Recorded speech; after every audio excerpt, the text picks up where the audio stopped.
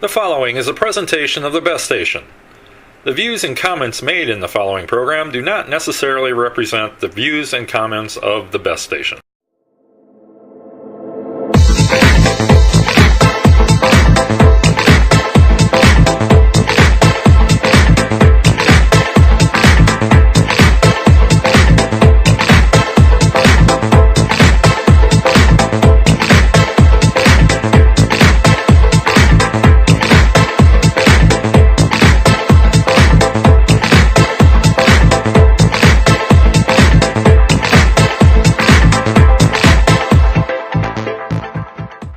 Hello, everyone, and welcome to the Fast Pitch Game 25. I am your co-host, MC Brown. I am Eric Lenneberg. Doctor of Baseball here. We are here after his brief sabbatical to interview the great Eli Gerba from Game 24. Thank you for that, Doctor. That was a great interview. It was a great interview. We'll apologize a little bit for some audio thing. The interview was conducted via phone, but we'll get that cleaned up next time. We will. And then you said Eli hopefully will be on at the end of the year, too. Yes. So, yeah, it'll be a lot of fun. As always, we can be reached at the Fast Pitch MLB on Twitter, Facebook.com/the Fast Pitch. As always, our great person, a longtime friend, Craig Best, is a great producer and graphic artist for our show, I should say.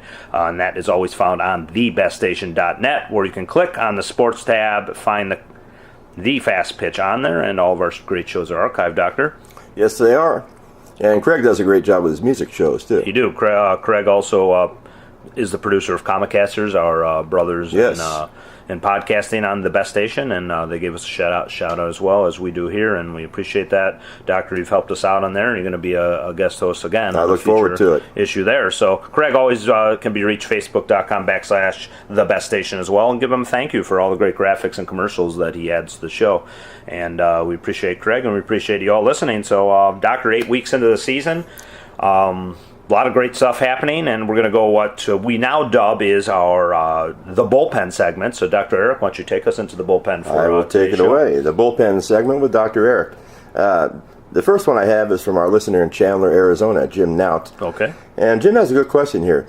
When you think about consistency, with the possible exception of this season, you think of the St. Louis Cardinals. True. They've done this while avoiding the free agent overspending mistakes that have set back so many other franchises. Do you attribute this to their farm system, development, scouting, sabermetrics, some other factor? What do you think, MC? I think their scouting is incredible. I mean, as a Chicagoan and fan of predominantly the Cubs and White Sox as well, because I'm not in the city where I'm looking at the rivalry and jealousy between teams. I look at National League, American League. Right. So I love both Chicago teams, but as a Cubs fan, the Cardinals dreaded enemies. This is a stat or a fact that I usually use. The Cardinals have not finished in last place since 1990, which is incredible. Wow. Which means perennially they're just a great team. So I think they're bringing in players because of their scouting. They're bringing in great development. I think that's just the whole. Whoever is in charge of that needs to be kept around and given raises, because the Cardinals are always a good team. Right, and we've talked about this. Someone will go down, a big name will go down, and here will come a Stephen Piscotty, Colton Wong. Or Grolchek. Or Randall Grichuk, yeah. I mean, out of nowhere, you never heard of them, but they come up and hit over 300. Yeah, so it's just their development. I know they've got a couple guys, too, ready to come up, too, that are... They do. Almeida Diaz, their shortstop. Almeida Diaz is another one, yeah. He's having a great year, too, which could possibly make somebody like Johnny Peralta expendable and trade bait. So I believe it's their farm system. I really do. The young pitchers, too, that they've had, Carlos Martinez, you have Michael Wacha, Jaime the Garcia. last couple of years. Yeah, Jaime Garcia. I mean, even Wainwright struggling, but you still have all these other great young pitchers stepping up. And, you got one Trevor Rosenthal. Yeah, I was just going to say, one of the best closers in baseball, Trevor Rosenthal. So, and these are homegrown players. Yeah, you don't see them making the crazy moves because they don't need to. They don't have to, and they can let guys go like a Hayward, who struggled for a little bit for the Cubs, obviously. Albert Pujols they let go. Yeah, they also let Lackey go, which the Cubs have actually benefited more so from Lackey than Hayward at this juncture. Yeah, I just don't believe they follow sabermetrics. I don't believe the Cardinals are a sabermetrics team. I don't see that. I just think scouting development is their strength. Jim Nout, right? Great Jim. Thank you, Jim. Great question. Yeah, I want to say they're just scouting development is predominantly, I think, their That's their strong point. their strong for point. Now, a I've lot got of teams like that. another one from the bullpen. This is Okay. from our listener Corey, and he wants to know what we think about Shelby Miller of the Diamondbacks and his quote-unquote sprained finger. Are they trying to hide him on the DL? Is he going to AAA? As you know, Shelby Miller was counted on to be the number 2 starter with the D-backs, and was one of the reasons people predicted the D-backs to win. Big trade too. They gave up a number 1 pick, right? They for sure him in did, that and they deal gave with up Inciarte, Cerati also, a 300 hitter. Yeah, I think they're going to wait. I don't know if there's, you would say stash, but I think they're going to be real slow in his recovery because Yes. they don't, probably they want him to get right at the same time. And they So, have no one to bring up to replace him. I would say they're going to have to bring him back up. I just think they're just going to take their time to make sure he's okay. Right. And he's going to be a big part of this rotation, because they're counting on him. They traded these chips not to just dump him. Right. So they're going to have to bring him back up and get him right. He's got to turn it around. I mean, I'll ask this to you because who's the pitching coach of Mike Butcher. And what do you feel about Butcher? Do you think he's? Do you think he might be replaced? I mean, I think he will. He has not had success. He worked with Zach Greinke during spring training. You saw how Greinke came out of the gate, getting lit up. Greinke now has settled down. He's throwing I saw him the other night. His motion is different. It's like it was last year with the Dodgers. So Mike Butcher, I think, is on the hot seat, along with manager Chip Hale. So, yeah. I mean, that might be. I think you get a Chris Bosio type pitching coach in that organization, and you could turn Shelby Miller around, among other players, too. And I think that they're not going to dump him or do that in favor of that. I think they're going to get a solid staff in there if this team continues to struggle. Yeah. I know you can't blame this all on the lack of A.J. Pollock because guys like Miller, guys like Greinke, I know Segura was doing good, but he was struggling. Well, and they made a good move So. signing Michael Bourne, who's played Bourne, center field. He'll over I was gonna say. 350 for them so But far. he technically Bourne wouldn't probably be on this ball club if their team not was for at Pollock. full Yeah. health. Yeah, so a lot of injuries too, though. So I mean, you can't blame that all on the staff. But I mean, a good pitching coach is going to make a difference. We already is going said to that make a before. difference, and maybe that's what Shelby Miller needs. So I believe so. So yeah, you got anything else from our bullpen and great listeners going on? I do. Our Giants expert and good friend of Oral Hershiser, Harold Vanderveer, Okay. Rancho Cucamonga, California. Harold, a big Giants fan. Yes, and all he's saying is the Dodgers and their weak offense, which has been weak, they should go to a batting cage up near the prison in Chino. He knows of a good one, so the Dodgers should go there. In a prison. In the prison, according to him. Okay, it sounds like some bad blood there. Yes. I have one more from the bullpen, and this leads into a discussion we've talked about, and we've had other fans talk with us about. Eileen Kyle of Huntington Beach, California, asks, Okay. she was commenting on the photo I put on our page of the ticket from the Angels game. Okay. How often do they do that, she wonders, at Anaheim Stadium, because she's close to there. Okay. Now, I can tell you that I purchased a $12 field-level seat the day of the game.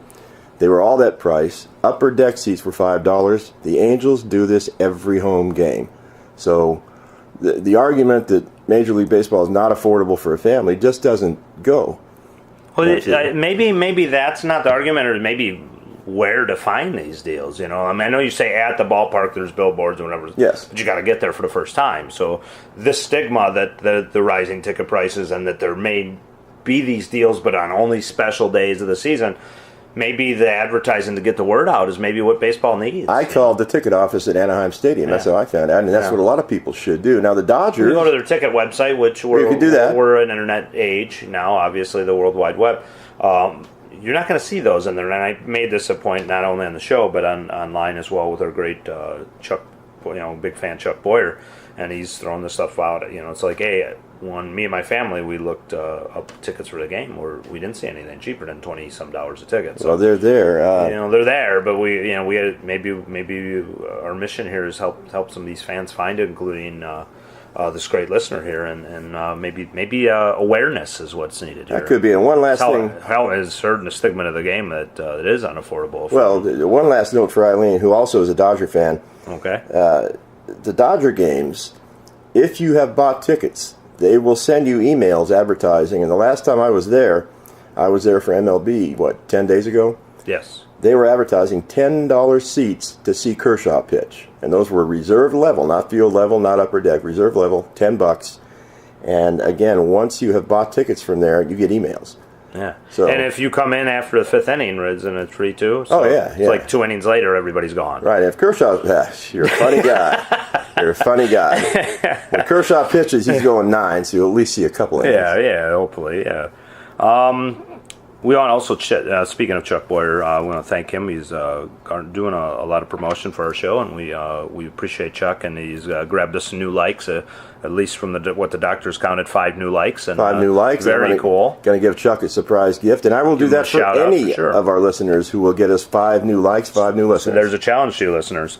So and Chuck will keep doing it, I guarantee you. We're going to mention something that happened off the air while the doctor was gone. He actually met Casimir Girl 26, believe it or not, and they buried the hatchet. So the truce has been made, so we will have no more Casimir watch, no more feud, and hopefully Scott pitches really well the rest of the way. And he is doing well. He's helping the Dodgers. That term you just used, bury the hatchet, that scares me a little bit. Yeah. That was not a good choice of words. He's alive, folks. Yes. Obviously, he's talking to you, and then so you will not hear any more of that. Hopefully, in the rest of the season. So, Doc, we're going to get into some interesting topics. So we're still kind of in the bullpen, but we're going to branch out to give you fans some potential questions. We talked about the brawls in baseball. We had another one with Manny Machado, Yordano Ventura. Right? Ventura. They both got kicked out of the game. I was watching when this happened, and a couple things.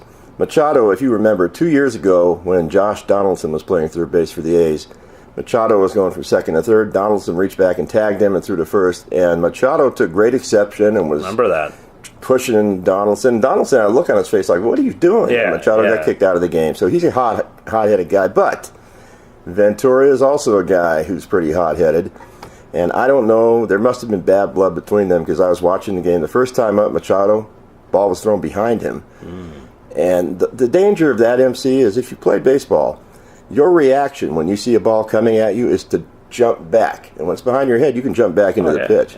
But second time up, he got plunked really high and tight, up above the shoulder.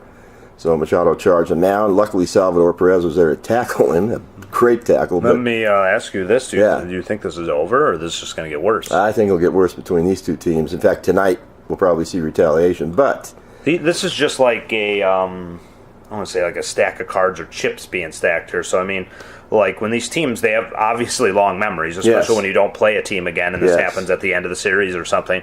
So is this out of control? Do you think this is just going to get... Well, I know you're a fan of old school style and teams backing each other. School, but this is kind of like a black eye for the game. It is getting a little out of hand to me. And like you said, I love old school stuff, but this is getting out of hand.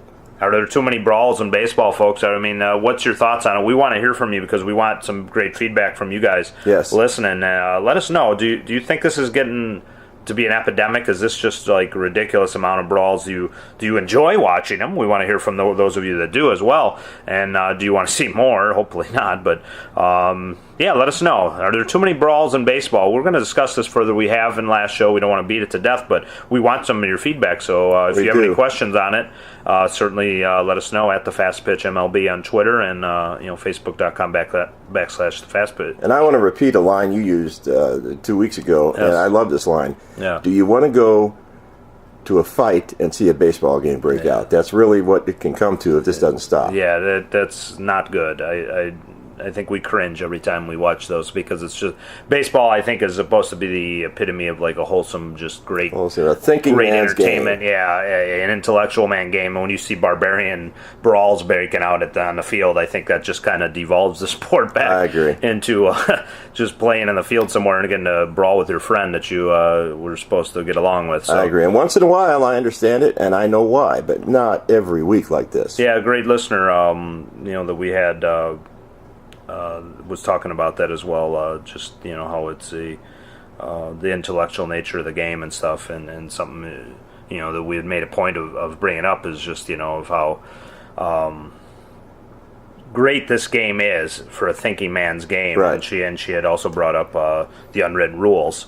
And I think it was Ann Hamilton. It was, Ann Hamilton. Yes, and brought in the unwritten rules of why these happen. So we'd be happy to discuss any more. But we want to get away from the brawls. Right, and I remember one of Ann's comments was the injuries that come from this. That's exactly leads right into it. Right. Which, injuries in MLB, not from brawls per se now, but we're just seeing an influx of huge injuries, crucial injuries to these teams. Right. And we really want to know, is the conditioning not where it needs to be? And we mentioned a great expert on this, Bill Lasur. Bill Lasur, who was a 20-year conditioning coach in the major leagues. We- Also was a coach for the Olympics, and I know Bill, and I'm going to contact him. We'll have him on the show. We're going to do our best to get Bill on the show. And if you guys are thinking, like, reasons why this is happening, I know we've had some feedback in the past. Let us know. We want to hear from you on that. That's also another interesting social media here discussion on the bullpen.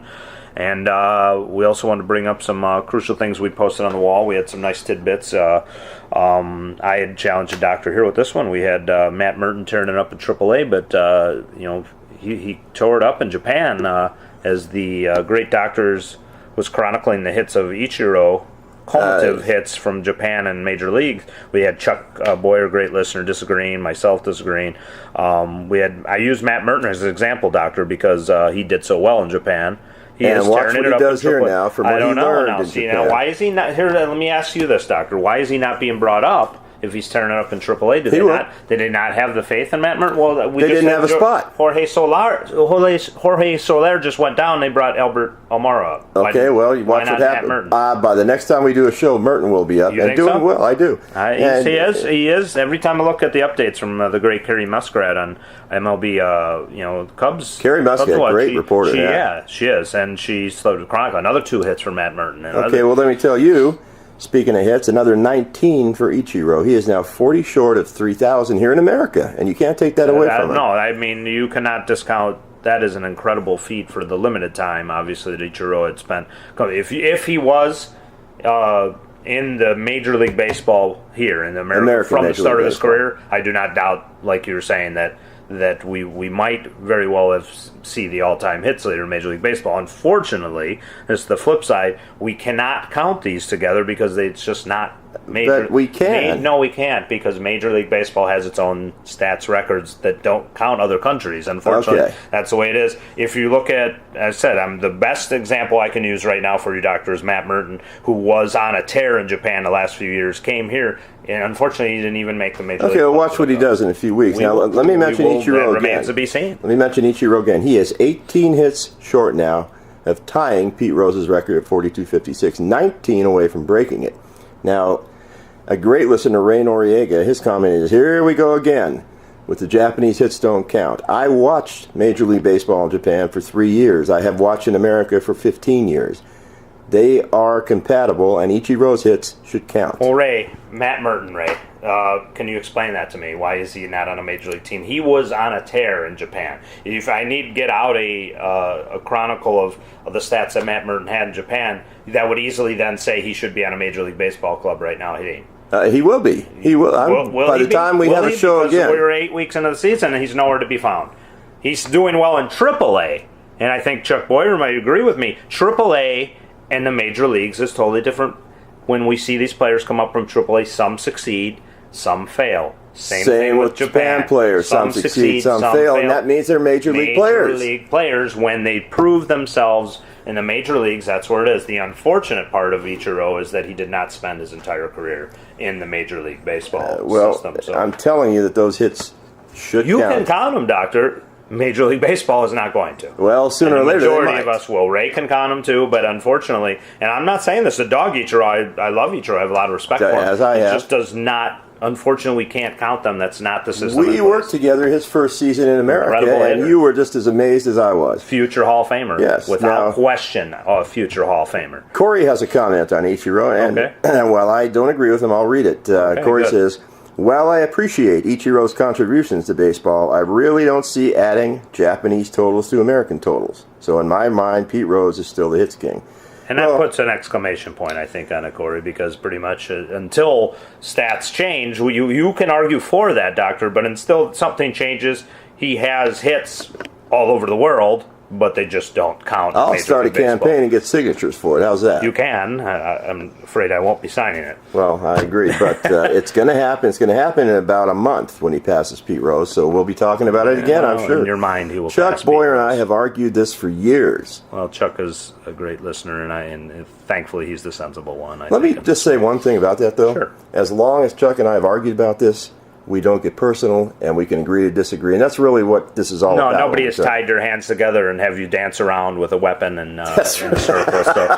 So thankfully, that's never resulted in that. No, but Chuck and I disagree on a lot of things. We agree on a lot of things, but That's one of the great things about baseball, MC. Of course, yeah. There's always a discussion on it. And Right. that's the fun thing about here on the bullpen. We had a final question, Doc, just before we go to our station break. There's an article also on our Facebook page wall. Should rosters expand? Do they need to expand? And we want to hear from you listeners. Let you know. I mean, do you think because the injuries, so they can give more days off, you can get more?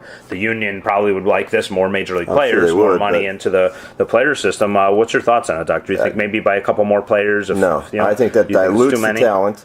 And also, I see Doesn't it. have to be pitchers, It obviously. doesn't have to be pitchers. I believe it dilutes the talent, dilutes the game. But I do believe on September 1st, when they bring up the prospects and you're in the stretch drive, or it's just late in the season, and the players, it's a long grind. A lot of the So players you don't are think tired. there's any room for pinch running specialists or pinch No. hitters in there because you just think it needs to be at 25. 25. The man managers have rosters. 25 players to strategize with. I don't think and- I would be against 30. I think anything over 30 might be excessive for sure. I think you might have to limit how many pitchers then maybe you carry, like you said, for diluted pitching is really sad to see in baseball, though obviously you might see more home runs and stuff, and it might be good for the game Well, there. if you want to carry 30 players, you're making Australian baseball, where they carry 30, Yeah. equivalent to America. So are those stats going to count? I wouldn't make equivalent. We're just expanding the rosters. I don't think it's right. Yeah, well, you need to stop getting personal, as you just said. Let's hear from you listeners. Yeah. So should rosters expand? That's a good question, and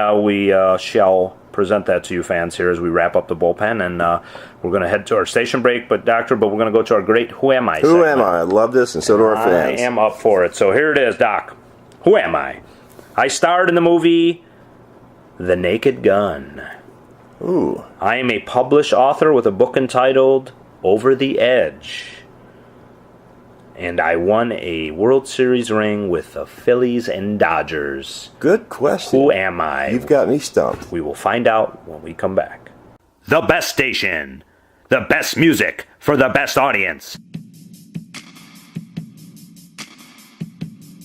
Hello, I'm Vincent Blanco, and I'm here to talk to you about One World Sports Agency. One World is a full-service sports management and marketing agency representing some of the top athletes in professional sports today. One World Sports Agency provides its clients with unparalleled personal attention and assists them in reaching their maximum potential professionally and personally. At the same time our clients are performing their training, One World Sports Agency is leveraging their extensive and close relationships with team owners, coaches, recruiters, and staff.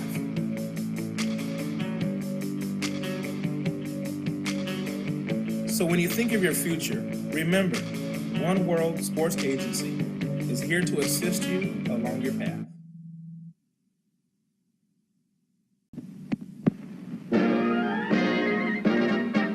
A time for fun, a job well done for Pabst Blue Ribbon beer. It's fun to relax and join your friends with Pabst Blue Ribbon beer. For fellowship, companionship, drink a toast delicious and clear. Pabst makes it perfect when good friends meet for Pabst Blue Ribbon beer. Come pour, we invite you to pour a Pabst Blue Ribbon toast. Clearly refreshing, that bright golden brew. Clearly delicious, that flavor comes through. Come pour and drink a toast with Pabst Blue Ribbon beer. Good times with good friends, and Pabst makes it perfect. Clearly refreshing, clearly delicious. That's Pabst Blue Ribbon. Over 100 million barrels since 1844.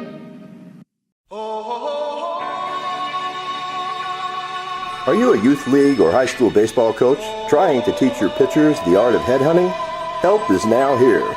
The Yordani Ventura video series is a state-of-the-art instructional tool on throwing high and tight. The higher the better.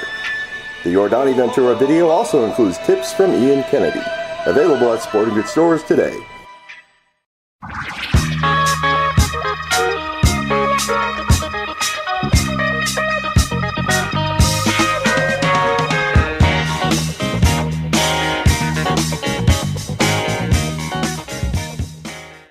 And we are back on the Fast Pitch Game 25. And, Doctor, we got the Who Am I reveal here. And I want to hear this because I'm stumped. This gentleman won World Series with the Phillies and Dodgers, but he also played on the Angels, White Sox, Oakland A's, New York Yankees, San Diego Padres, Cubs, and his second stint then at the end of his career. He got a long career with the Dodgers. So none other than the great Jay Johnstone. Jay Johnstone, one of the great characters in baseball, but a good player too. A funny story to tell. When me and my brother would be watching, Jay was a kind of a personal favorite, cult favorite with the Cubs fans. He'd be manning right field. He did one of the most spectacular catches, a rolling catch I've ever seen.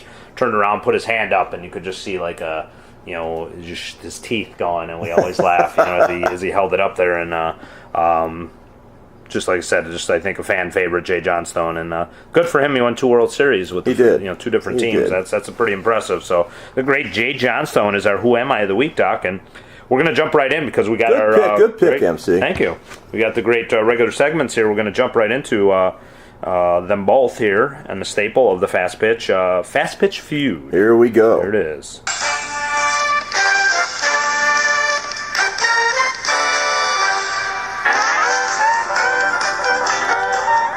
All right, Doctor, and here on the Fast Pitch Feud, we have a good one here that we got 3 participants. I thought this was one of the best. Chuck Boyer, Corey S., and Zachary L. And we're going to go with the questions right now, as we usually hear. The 3 questions on the board. First one, Doc, from last show, it seems like eons ago, since this was on game 23. Yes.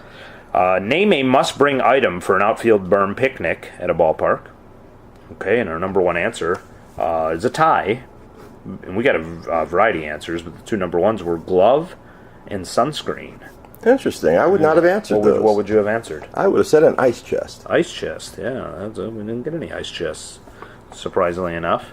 We'll check our great listeners' answers here at the end. Number 2, when you think Phillies, past or present, name a player. First comes to your mind. Number 1 answer, Mike Schmidt. Mike Schmidt, not a big surprise. Ryan Howard, believe it or not, came in second. The other ones are a few. Crucky got a vote, though. Crucky got a vote. Yeah, nothing for Dykstra, though. I would have picked Steve Carlton. Steve Carlton was said by one of the surveyor, one people we surveyed. But Schmidt, number 1, I probably would have said him. I think he's the iconic character of possibly. the Probably. Finally, don't forget Byron Brown played for the Phillies. Byron Brown did. Yeah, we hope to have him here on the Fast Pitch. Hopefully one day, Doc. Finally, name another way besides a hit to advance a runner. And we had a variety of answers here, Doc. Number 1, because sacrifice is all as one is the number 1.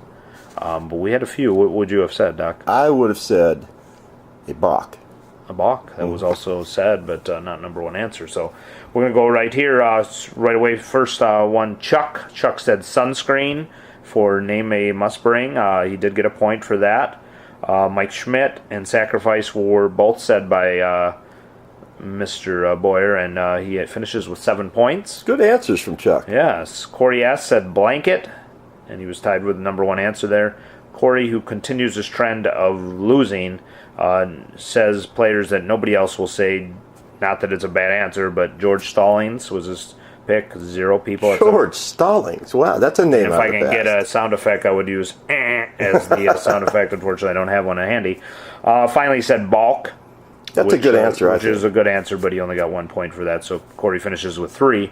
And finally, Zachary L. answers his first answer, umbrella, which gets him a point. Mike Schmidt gave him the number 1 answer with 3. He also finished with another 3 when he also said Zach. So there was a tie between Chuck and Zach, both with 7 now, and we held a off-the-air drawing, which Zachary won. Legitimate. Chuck, it was legitimate.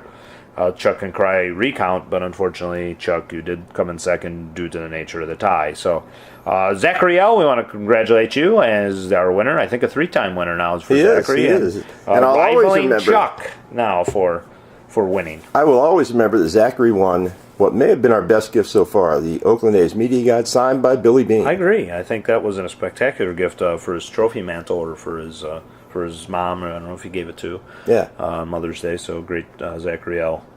Thank you very much for participating, all 3 of you guys. We got some 3 new questions, Doc. Yeah, let's fire away.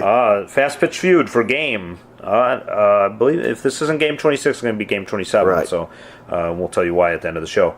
Number 1, name another word for home run. And there are a few of them, so definitely think long and hard what you think your fellow baseball fans will say. Right, that's a good question. A lot of answers.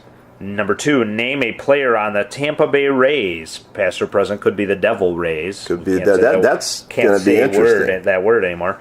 Definitely, there's some choices there. It might be diverse. And finally, Doctor, name a number 3, name something a batter may do before stepping into the batter's box. Good question, MC. So can you imagine what answers we could We're get for gonna this get one? some diverse answers here. So you have 2 shows, probably 2 games to do this on, folks, so definitely get your answers in. I don't care where you live, where you're from, the doc will somehow find a way to get the prize to you. Yes. We just want to see you guys participate, and we got surveyors down. We just need listeners' answers. Right, and post these on the Fast Pitch Post this page. on the page, and if Anywhere you want to comment. Corey sent us a message, I just screenshot it and put it in the comments to make sure it's all legit.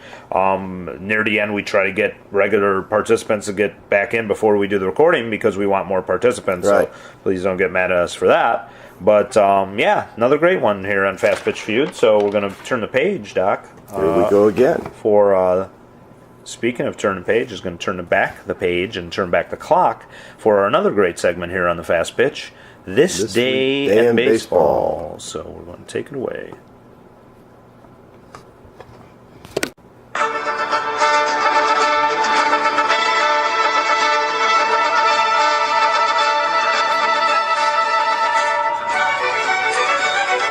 And Doc, here we are on this day in baseball as he shakes, shimmies, and does things that I cannot see since I am concentrating on the monitor. And I can't wait until we go live and people can see me bust a move. And you be careful to not get up when he does that, as you will get hit in the head like I did to my ex-brother-in-law doing the Bushwhacker from WWE.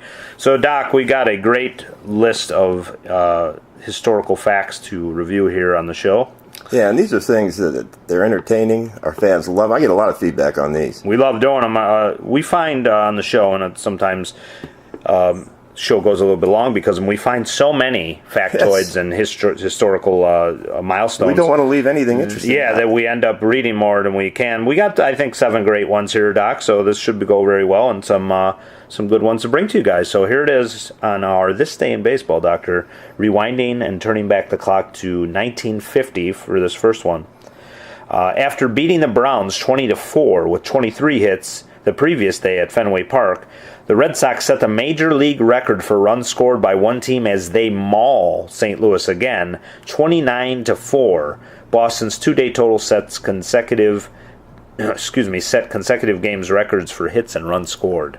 Insane. It is. They should have had a mercy rule back then. Yeah, that probably would have helped there. The St. Louis Browns, as they were known at the time, it took a beating. That was incredible. Scored 29 runs.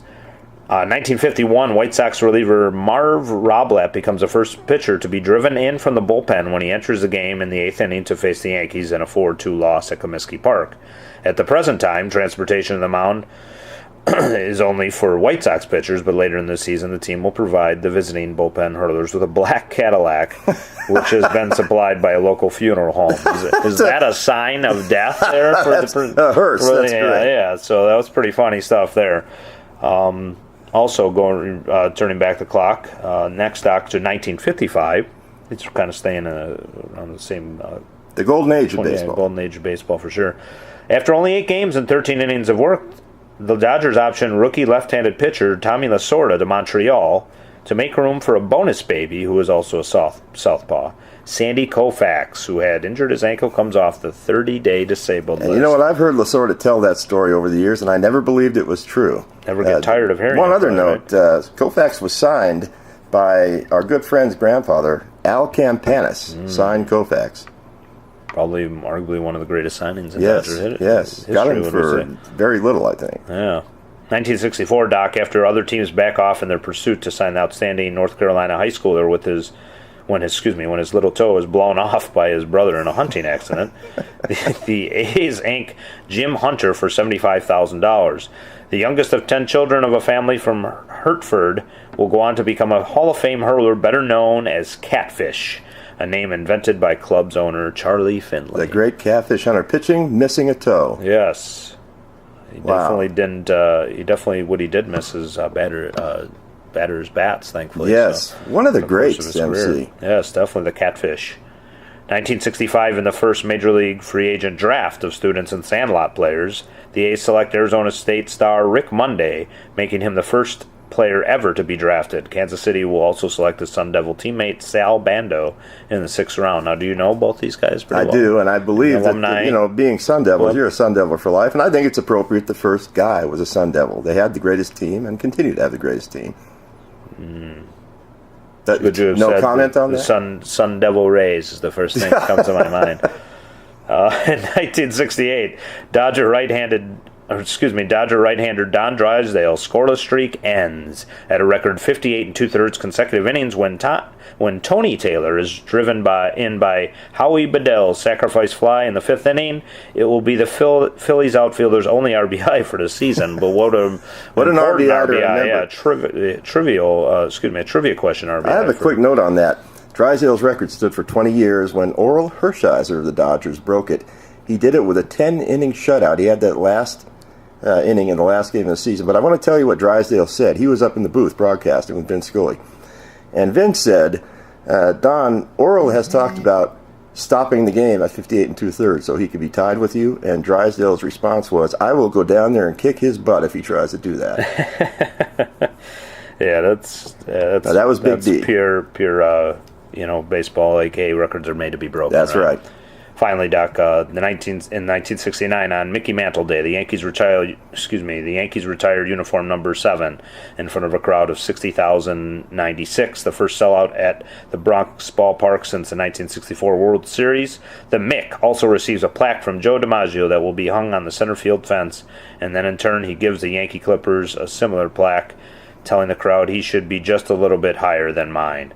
So yeah, that's pretty. That's respectful to Joe D, I guess. To do, yeah. So great stuff here on this day in baseball. Yeah, that was Doc. good stuff. So, Doc, just as a quiz, we before we head to our second and final station break, 8 weeks into the season, surprises that come off the top of your head. What do you think? Right off the top of my head, the Royals struggling the way they are. Now, I know this is not a surprise to you and Harold Vandever and other listeners. I'm surprised the Giants have marched into first place with a lead.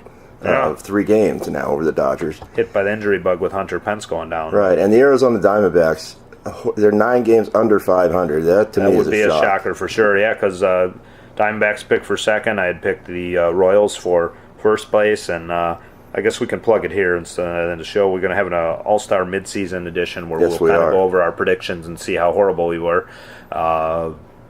Which would have been unheard of going into the season. We thought we had our ducks in a row, but I'm afraid to hear my predictions. Yeah, we will review those again. So feel free to call us on whatever we were wrong on, folks. If you want to do it ahead of time, we'll discuss it on our bullpen segment.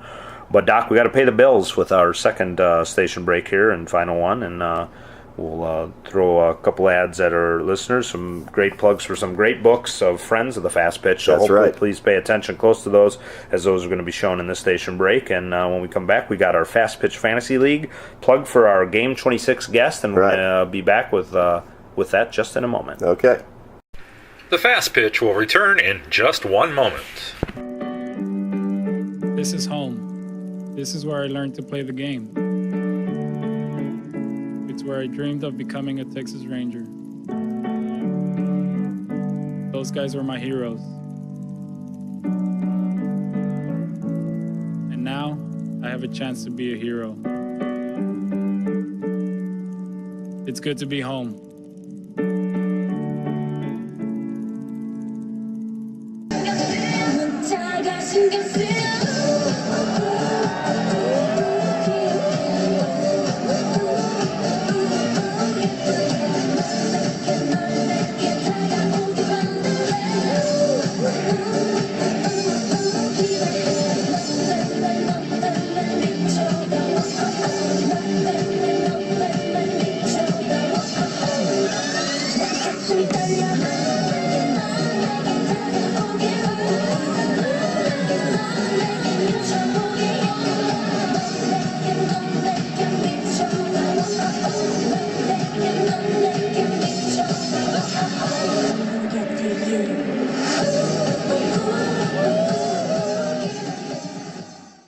Good shit from Frank Maroney is exactly what the title says. good stuff from back in the day. Frank captures every bit of the old school in this book with every bit of fun and charm that one would expect from that era. Filled with what could be considered lewd, rude, and crude, you have to consider those were the times, and there should be no apologies. This book makes none. It's just a fun look back into the past, which unfortunately we lose just a little bit more and more each day. Frank keeps it alive for generations to come, sharing his own views and outlooks, those from his friends over the years, and from his own wise family members that have passed on. Prepare to be taken on a trip down memory lane with Frank as your guide. Keep an open mind and truly pay close attention to the true meaning of these words, or you just might miss some true gems of wit. You might not swallow everything, but the table is set by Frank for some very, very good shit. Good Shit could be found on Facebook.com/GoodShitBook and also on the great website, The Book Patch.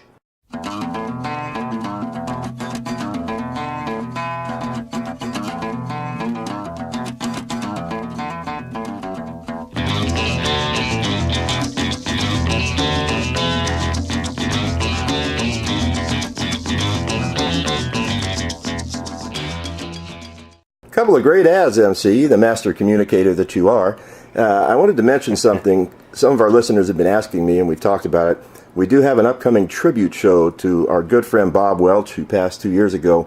And I've already talked to Jim Campanis Jr., Dave Stewart, a couple other people who knew him well and played with him. So that'll be coming within a couple of weeks, the Bob Welch tribute show, and we're looking forward to doing it. Yes, definitely. It's going to be a big show for sure. So, Doc, we're going to get right into it as we streamline here the Fast Pitch, this main segment show we have. So we're going to get right into the Fast Pitch Fantasy League.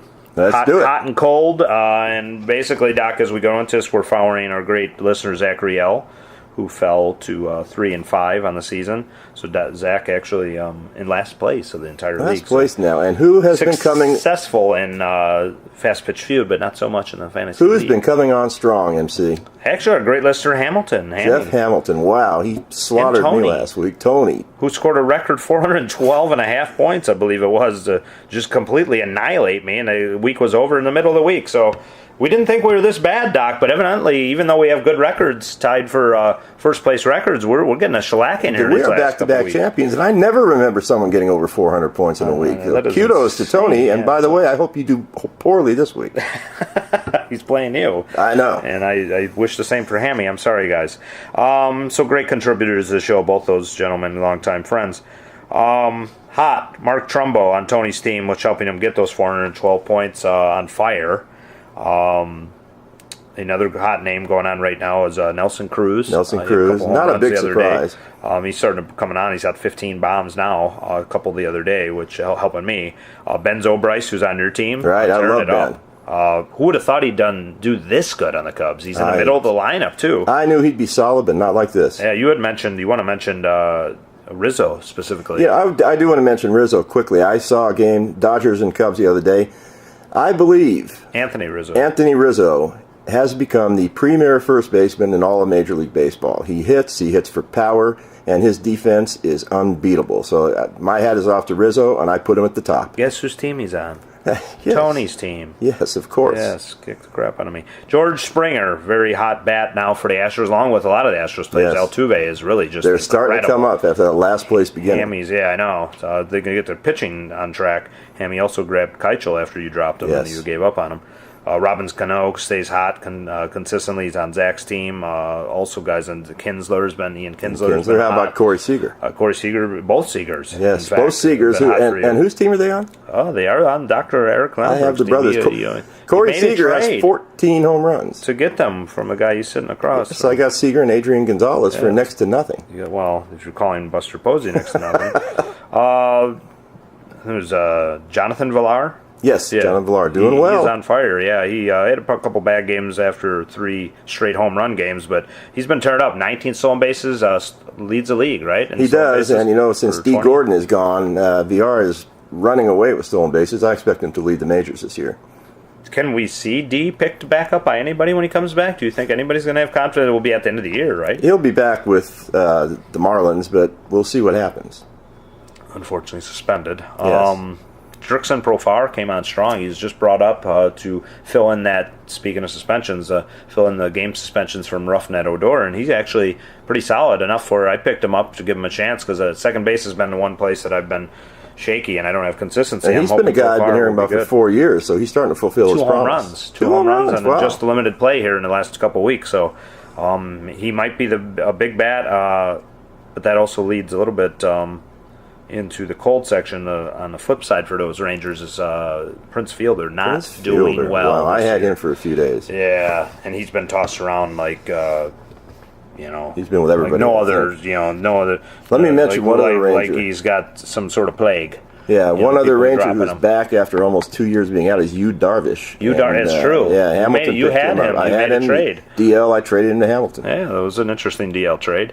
Bryce Harper has been a little bit cold for you, huh? 249. I'm really surprised and disappointed. Jason Hayward, another one who's still struggling to live up to that big contract. I have to believe he's going to come around. Yeah, nobody, I've been picked up and dropped by myself. I just not ready to commit on that. Speaking of same Cubbies, Arrieta, who's Jake Arrieta, who suffered his first loss. I wouldn't call him cold. You know what? He lost that game. He's going to reel off 9 more, probably. Yeah, that's very cool. I am a Jake Arrieta believer. Surprising the doctor flip-flops. I give credit where it's due, buddy. Yeah.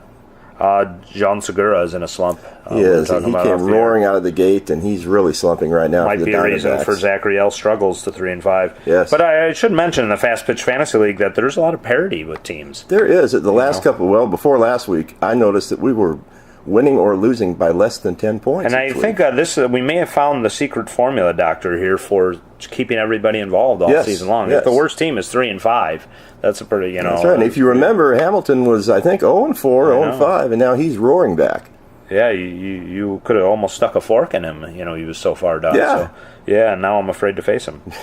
Mets hitting is also cold, but they have a lot of injuries to blame, too. I know a lot of guys on the shelf for them. You have Wright, Duda, both out. Suspeda suffering, I think, an injury. Right, they're pitching. So, did you see Syndergaard get thrown out of the game? I did not. He's I hope thrown he gets behind thrown Chase out of today's Utley. game because I have the opposing pitcher. 3-game series, they hit Utley in the first 2 games. In the third game, Syndergaard threw behind him and got tossed in the third inning just for that pitch. Royals still struggling. I think they've lost 7 in a row, right? Surprise, yes. That's terrible. Red Sox struggling to hit a little bit now. I know I had a couple of them that I had to unfortunately part ways with in my fantasy league just because they just weren't doing it consistently. So, Doc, just to kind of wrap up the segment here, just if you're looking at the waiver wire, and as you and I both do consistently, sleepers. Do you have any sleepers for a team like a Zach or a team like Hammy who's trying to completely come full circle? Stuff that you've already picked up, or guys that you say if they're available you would pick. Like I would pick Brandon Crawford if he's available. Okay. Someone has David Ortiz, I'm sure, and David Ortiz is having a career year in his final season with the Red Sox. Ortiz, if he's not in your league, I know he's a DH, but we have a DH spot in our league. He's on fire. I constantly look for the young players or guys turning around. Villar was a quick pickup for me. And Almeida Diaz, if he's still available in a league, he's one you want to pick up.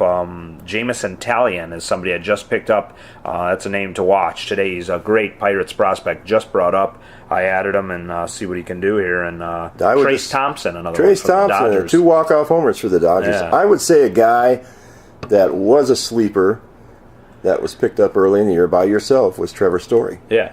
Boy, what the sleeper of the year. He's kind of all or nothing, though, too. I mean, he does the golden sombrero a lot. Yes. He's going 0 for nothing with strikeouts and all at bats. Napoli, who's also another one who may not be available in all leagues, he's pretty much all or nothing, too, with that same immense power. In a DH type of league, he's a perfect stopgap in there if you don't have a good. If you don't have a DH and you can afford a first baseman, I would grab C.J. Cron. I saw him. He's hitting. Yeah. And I saw him hit 2 home runs, including a walk-off, last Tuesday for the Angels. So some good stuff and advice, and as always, we can be reached at the Fast Pitch MLB if you have any questions of fantasy or anything related. Facebook.com/the Fast Pitch, where we can also be reached, and always on www.thebeststation.net. Click on the sports tab. That's where we all are archived. games can be found, and you can relive that special season preview issue, game where we're talking about what's going to happen this season. Many fast pitch fantasy leagues on there. So as we wrap the show up, Doc, we got a big plug for our guest on Game 26. Yes, we do. Our guest will be the author Timothy Bovine, the author of Catching Lightning Without a Bottle. Nice. And he's a big Cubs fan. The book has a lot to do with the Cubs. I read the book cover to cover. Fantastic book. Tim is a good guy, and we will have him. We will enjoy speaking to him, Doctor. So that's going to be our guest-centric edition. We're going to try to stagger them in between games, and as always, by the next game, bring you all our great regular segments. Obviously, a lot of stuff to cover, so unless we get that elusive radio show where we'll get 2 hours of the fast pitch, we'll try to give you a streamlined edition from now on. So hopefully you guys enjoyed this one. Doc, I know we did. Certainly did. So we're going to wrap it up for the Fast Pitch Game 25. I am MC Brown. I am Eric Lindenberg, and I'd like to say, folks, have a pleasant week wherever you may be, and we will be back. Scott Kazmir on Wednesday against Cincinnati, who struck out a season-high 10. That was his most in 2.5 years. He's going to have to deal with these complacency. Ryan goes after a high fastball and strikes out, 2 away. Kazmir's 1-2. Swing! Zobrist with a half swing and a miss. He got it. Julio will come back to the big leagues. Swing! Kazmir blows it by Russell for his 3rd punch out. He had to try to do the same thing. Kazmir gets his 4th punch out of the game. 1 gone here in the 3rd. The ball that was in. 1-2. Swing! Got him again. This time with a changeup. Swing! 6 strikeouts for Kazmir over 5 scoreless innings. How do you feel without, obviously, the more intense game?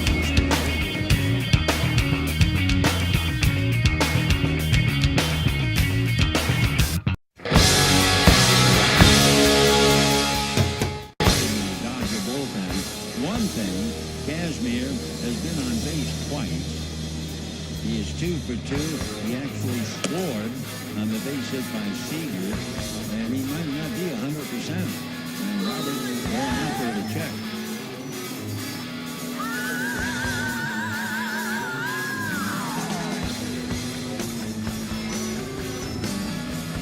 Well, let's see. J.P. Howell in the pen. Kazmir has gone 5. That's the required distance in order to win. Roberts and McClain. You better call up the ambulance, I'm deep in shock. Oh, Lordy, baby, I can hardly walk. Somebody give me a doctor. Somebody give me a doctor. Somebody give me a doctor.